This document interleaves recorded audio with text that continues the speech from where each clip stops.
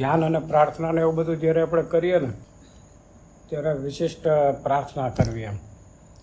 જગત સારા વિશ્વમાં સુખ શાંતિ ને આનંદ ને બધું પ્રવર્તે, એટલે જે બહુ જ મોટા પાયા ઉપર કાંઈક થવાનું હોય એમાં ભગવાન થોડુંક ઓછું કરે.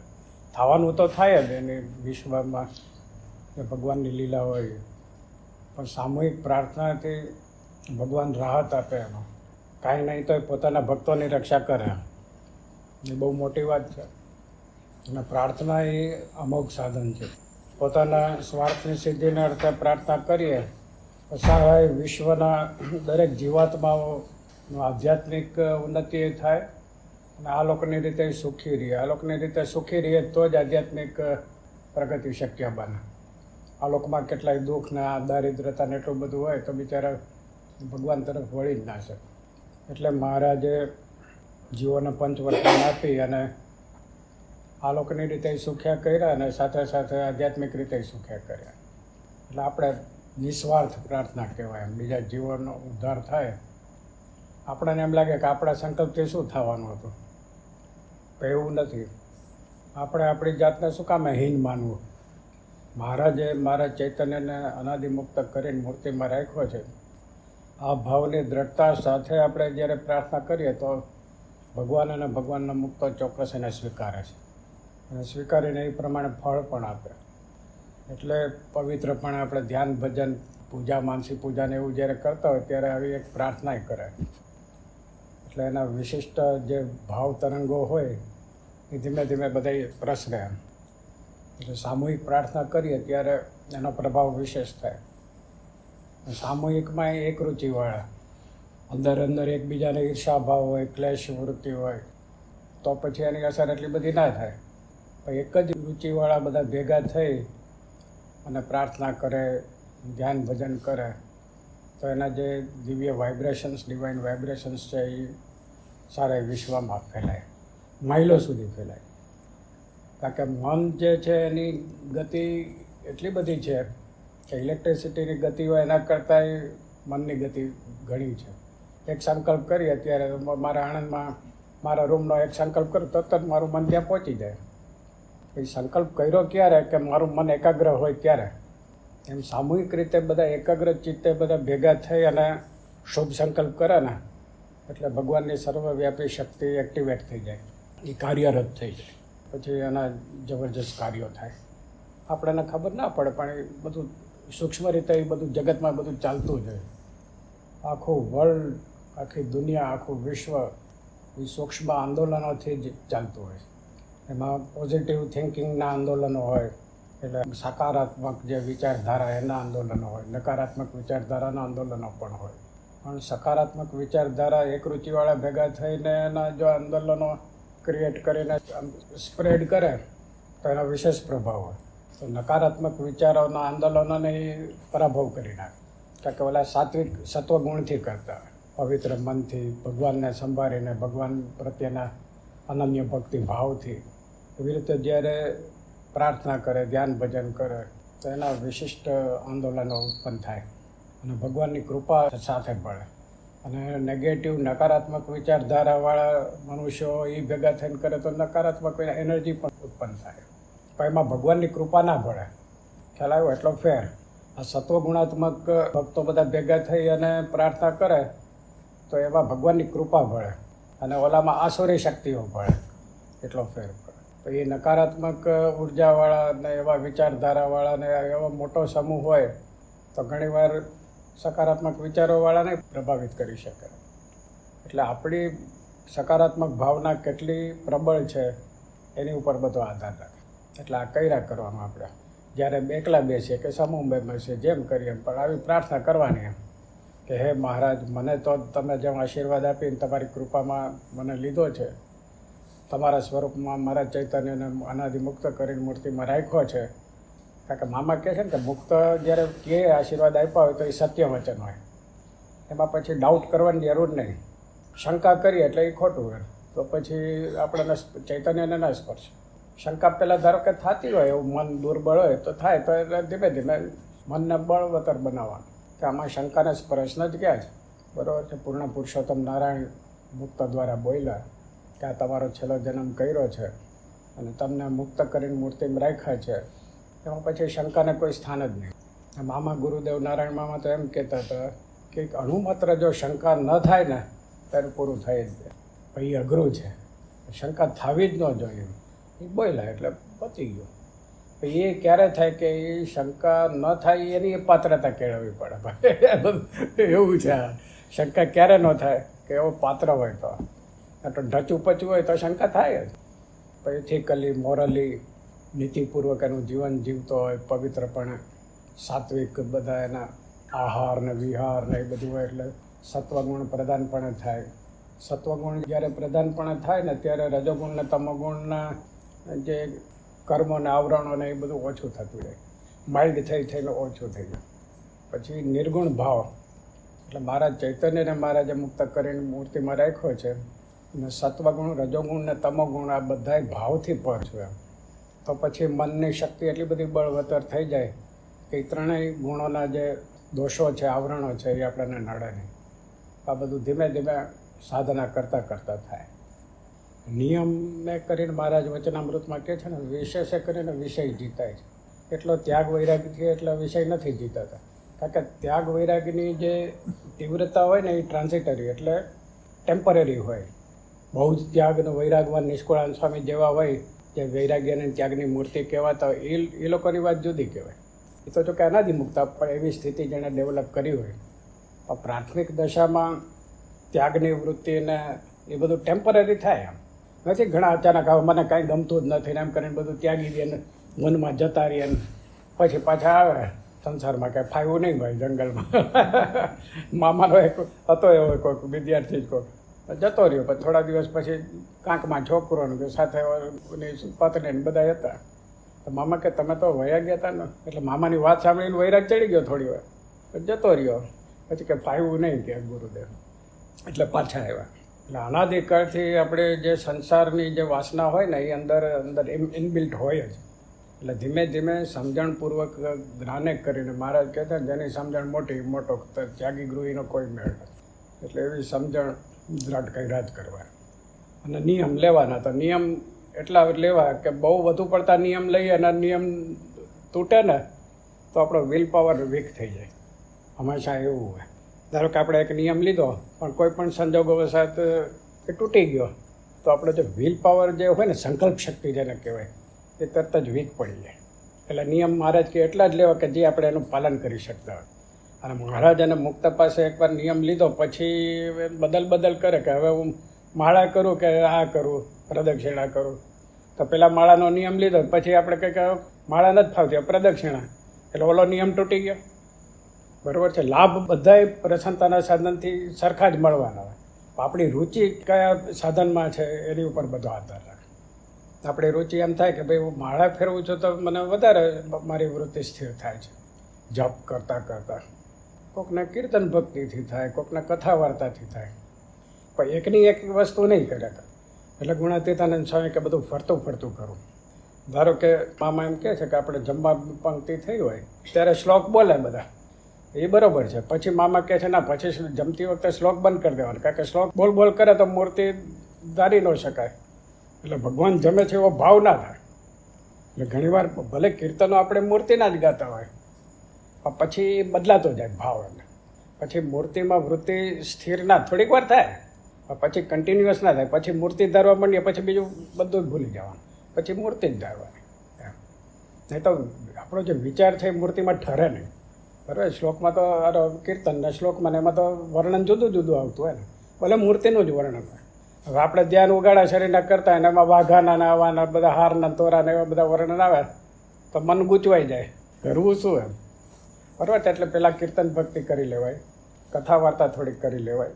પછી સાંખ્ય જ્ઞાને કરીને દેહાદિક ભાવથી હું રહિત છું એવો ભાવ અંદર દ્રઢ કરી અને સન્મુખ જે બિરાજે છે એ પ્રતિમા સ્વરૂપ છે જ નહીં, પ્રત્યક્ષ શ્રીજી મહારાજ જ છે, દિવ્ય વ્યતિરેક સ્વરૂપ જ છે. એવો ભાવ કરી અને મોટા મુક્તને પ્રાર્થના કરી અને એકાગ્ર ચિત્તે મૂર્તિને નિરખવાની. એ વખતે જે જપ છે ને એ નડે, કારણ એ એક વિચાર થયો ને.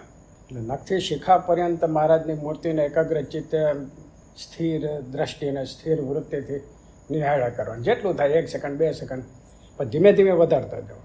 એ વધે પછી બાપા કહે છે ને એમ આંખમાંથી આમ અશ્રુની ધારા વહે ત્યાં સુધી એમ એકાગ્ર ચિત્ત એકાદ વૃત્તિથી મૂર્તિને નિરખ્યા કરવાની. એ થાય પછી મૂર્તિની આજુબાજુના દ્રશ્ય ના દેખાય, પછી ધીમે ધીમે ફ્રેમ છે એ ના દેખાય, પછી મૂર્તિનું તમે ચરણારવિંદ ધારતા હો તો ચરણારવિંદ છે બીજું કાંઈ ના દેખાય. એમ ધીમે ધીમે ધીમે મન એટલું બધું ફોકસ થઈ જાય, પછી મૂર્તિ સિવાય બીજો કોઈ વિચાર જ નહીં.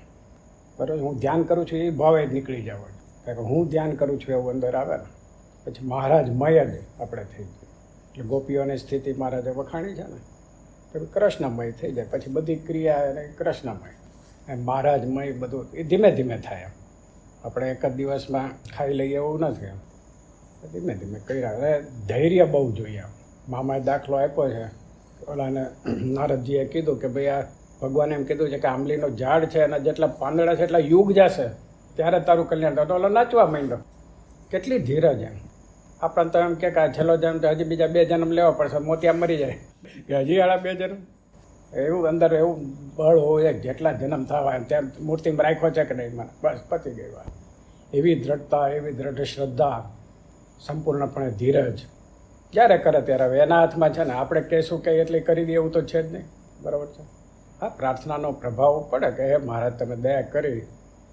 બાપા એક જગ્યાએ એમ કહે છે કે મૂર્તિ માગવી, મૂર્તિનું સુખ ન માગવું એવું કહે છે પાછું. કારણ કે એ માગવાથી તો મળતું એનું કે તો અપાર છે, તમે માગી માગીને કેટલું માગો એમાં. બરાબર. એટલે 2 બાજુ ભગવાન બોલે. મૂર્તિ માગવી ખરી ને મૂર્તિનું સુખાય નહીં માગવાનું એમ. એટલે ઈચ્છા થાય ને એક જાતની. એટલે મેં મામાને એકવાર કીધું હતું કે આના હાથ જન્મે દેહ છતાં સાક્ષાત્કાર થઈ જાય એવી કૃપા કરો એમ. તો કે દેહ છતે દેહ સાક્ષાત્કાર થઈ એક ઈચ્છા થાય કે નહીં, કે મારે છતે દેહ સાક્ષાત્કાર કરવા છે. તો જ્યાં સુધી છતે દેહ સાક્ષાત્કાર ના થાય ત્યાં સુધી દેહ ધરવા પડે, કારણ કે ઈચ્છા થઈ ને એટલે ઈચ્છા નડે. એટલે ચૂપચાપ એણે જે કીધું છે એ પ્રસન્નતાના સાધન કર્યા કરવાના. કોઈ જાતની અંદર શંકા ડાઉટ કાંઈ રાખવાનું નહીં. ક્યારે થશે એવો સંકલ્પય નહીં કરવાનો, વિચારેય નહીં કરવાનો. આટલા વર્ષોથી ધ્યાન કરું છું તો એ કેમ મને કાંઈ ફળ પ્રાપ્તિ નથી થતી, મારું મન કેમ સ્થિર નથી થતું, એવા કાંઈ વિચાર જ નહીં કરવા. બધું ભગવાનને સોંપી દેવા. બરાબર. તો જ આ પ્રાપ્તિ થાય. એટલે જ કહે છે ને હરિનો માર્ગ છે સુરાનો નહીં કાંઈ કામ જો. એટલે આ નિયમ એકાદશીના નિયમ મામા કે પછી ચોમાસા પૂરતા નહીં કાયમ માટે રખાય. પણ આપણને જે અનુકૂળ હોય એવા જ નિયમ રાખવા અને જે આપણે પહોંચી શકીએ એમ. ગૃહસ્થ જીવનમાં મામા એમ કહેતા હતા કે નિષ્કામ ધર્મનો નિયમ રાખી શકાય 4.5 મહિના. પછી ધીમે ધીમે એ પીરિયડ વધારતા વધારતા ધીમે ધીમે મન એવું કાબૂમાં આવી જાય કે પછી બધી વૃત્તિઓ બુઠ્ઠી થઈ જાય. બુઠ્ઠી થઈ જાય પછી ધીમે ધીમે એ વૃત્તિઓ ઉદ્ભવે જ નહીં એવી સ્થિતિ થાય. એટલે ધીમે ધીમે કરાય બધું. એટલે કીડી ઉપર લાડવો ન મૂકવા એને બધા દ્રષ્ટાંતો બધા જબરજસ્ત છે. બરાબર છે. એટલે પાત્રતા આપણી એટલી બધી હોય નહીં કે આપણે એકવાર નિયમ લીધો પછી એને વળગી રહીએ. વળગી રહેવાની શક્તિ ન હોય અને વ્રત તૂટી જાય તો પતી ગયું, પછી નવેસરથી થાય. હીરાભાઈ મામા પાસે આવ્યા કે મેં તો 25 વાર કે વચનામૃતની પારાયણો કરી નાખી રહસ્યાર્થની. અને બાપા તો કે 5 વાર રહસ્યાર્થ કરીએ વચનામૃતની પારાયણ, તો કે ભગવાન દર્શન આપે છે. તો એવું તો કંઈ થયું નહીં. તો કે મામા કે એની શરતો હોય કે 5 વાર કરવામાં એવું છે. ક્રોધની વૃત્તિ ઉત્પન્ન થઈ, પછી નિષ્કામરતના ભંગની વૃત્તિ અંદર ઉત્પન્ન થાય એટલે તરત જ ફરી એકડેકથી શરૂ કરવું પડે. ઓલી સાપસીડી જેવું 99 સુધી પહોંચે ને 90 પહોંચે ને ત્યાંથી પાછો આવે તો સીધો 0 ઉપર આવી જાય. બરાબર. એક જ બાકી રહ્યું 100 સુધી પહોંચવાનું, તોય 0 સુધી થઈ જાય. એટલે સંપૂર્ણપણે ધીરજ, સંપૂર્ણ શરણાગતિ, મોટા મુક્તના વચનમાં સંપૂર્ણ શ્રદ્ધા, એમના આશીર્વચનમાં શ્રદ્ધા. હવે કેમ થશે ને ક્યારે થશે ને શું થશે ને કાંઈ નહીં વિચારવાનું જ નહીં કાંઈ. સર્વધર્મ પરિત્યજ્ય મામેકમ શરણમ વ્રજ. બધાનો ત્યાગ કરીને ભગવાનના શરણ. એ શરણાગતિનો ભાવ બહુ જ અઘરો છે, પણ કર્યા વગર છૂટકો નથી. એવું ટૂંકમાં કર્યા કરવાનું. જરાય નિરાશા હતાશા કાંઈ થવું જ ન જાય. ક્યારે થશે ને કેમ થશે ને હજી કેમ કાંઈ થતું નથી. બરાબર છે. એમાં કાંઈક થોડીક સામાન્ય આમાં શું છે, ધ્યાન માર્ગમાં અનુભૂતિ થાય ને એટલે કહેવાનું મન થઈ જાય પાછું. એ એક ખૂબી છે. આજ તો સવારના પોરમાં મહારાજના દર્શન થયા અને શું મામા કે થયા પછી એટલે કહી દેવાનું એમ ન થાય ને કે આ ધીરેનભાઈ તો મારા મિત્ર કહેવાય, એને કહેવામાં શું વાંધો. હવે થઈ જાય છે, ભલભલાથી થઈ જાય. હા, કોઈ વાર કંઈક એવો પ્રસંગ હોય ને ઓલા સાધક હોય ને, વિચારવાળાને, સમદ્રષ્ટિવાળાને, એવા બધા એકબીજાની રુચિ મળતી હોય તો એકબીજાના પેલા ઉત્થાન માટે, અપલિફ્ટ થાય અને ચૈતન્ય, એના માટે કેટલાક પ્રસંગો જરૂરી હોય. ધારો કે આપણે બે સાધના કરતા હોય તો તમને કંઈક અનુભૂતિ થઈ હોય કે મને કંઈક થતી હોય, એકબીજાને શેર કરીએ એકદમ કોન્ફિડેન્શિયલ રાખીને કે આ શેર કરવાથી તમને લાભ થાય ને અને મારો અનુભવ તમને લાભદાયક થાય, તમારો મને થાય, એમ તો વાત જુદી. એમ આપણને કહેવાનું મન થઈ જાય કે ઓહો, એટલે ઓલાય થાય, હા તમને આવું બધું થયું, મને તો સુગંધી મૂર્તિમાંથી નહીં છૂટીને તેજ અંબાર ને આમ તેમ. પછી એમાંથી 1% થયું હોય તો સીધું 99% કે 100% સુધીની વાત કરી દે. એટલે ઓલાને એમ થાય કે ઓહ, આ તો આવા મોટા છે, બરાબર છે. એટલે બધું એટલું બધું જાળવીને કરવું પડે સાધના કે જેની કોઈ સીમા નહીં. એટલે જ સતત જાગૃતિ, જાણપણારૂપી દરવાજે ઊભા રહેવું, ટૂંકમાં કર્યા કરવાનું. લોકોને ખબર શું પડે આપણે કેટલું આગળ વધ્યા ને શું થયું ને શું નહીં. આપણે આપણું પર્સનલ કર્યા કરવાનું. હા, કંઈક વિચારો એકબીજાને શેર કરી શકે કે ભાઈ મને આજે આમ મારો નિયમ ભંગ થઈ ગયો કે મારી વૃત્તિ આવી થઈ ગઈ, તો બીજા થોડાક સ્ટ્રોંગ હોય અને તમે એની પાસે વિચાર રજૂ કરો તો કે હા એમાં શું આવ્યું હતું, આગળ વધો, હવે અટકી જવાની જરૂર નથી. એમ પોઝિટિવ તમને પેલું વાઇબ આપે તો વળી આગળ વધો. એવું બધું કરાય. ગોપાળાનંદ સ્વામીને કે ખબર નહીં, કોઈ મોટા મુક્તની વાતમાં એવું આવે છે કે એવા મોટા મુક્ત હોય ને એને એવું કહેવાય કે આજે તો મને કે ક્રોધની વૃત્તિ ઉત્પન્ન થઈ, કે લોભની વૃત્તિ ઉત્પન્ન થઈ. એટલે ઓલા બીજાને શીખવાડવા, ઓલાને થયું ન હોય પણ છતાં એમ કે ભાઈ માનવીય નબળાઈઓ આવી હોય છે. એટલે મોટા ગુરુએ એવું મહારાજના વખતમાં કરતા. એને ગોપાળાનંદ સ્વામી જેવાનું શું હોય કે મુક્તાનંદ સ્વામી જેવાનું શું હોય, તો એ મહારાજે કીધું ને ઉતરતા જેવા રહીએ કે નહીં, એક પ્રશ્ન છે. ઉતરતા જેવા થઈ જાય. ગોપાળાનંદ સ્વામી, ગુણાતીતાનંદ સ્વામી કે મુક્તાનંદ સ્વામી જેવાનું થાય એવું ન થાય. ભાઈ ઓલા બીજા જીવો પેલા ના થઈ જાય એમ લેથાર્જિક જેને કહેવાય કે એમ, એટલે એવા દ્રષ્ટાંત આપે મહારાજ. બાકી અનાદિ મુક્ત ન થશે. માયા બાયા તો એને ચરણોમાં આળોટે બધા એને શું પાડવાનું. મોટા અવતાર હોય જેના દર્શનને ઈચ્છતા હોય એવા સંકલ્પ સ્વરૂપ મહારાજના હમણાં અનાદિમુક્ત એને કાંઈ ન હોય. એ સંકલ્પ સ્વરૂપ એવા અનાદિમુક્ત આપણને મળ્યા છે, એનું કેફ અને બળ આપણે નિરંતર એને વધારી રાખવું. કોઈને કહેવાની જરૂર નહીં, એકલા ભાવાત્મક રીતે કે ઓહો આવા મોટા નારાયણ મામા, આવા મોટા લીલામાં સિદ્ધબા દેવાના, આવા મોટા મુક્તો સમચંદ બાપા, મુનિ સ્વામી જેવા આવા મોટા મુક્તો મળ્યા, એની મારી ઉપર કૃપા થઈ.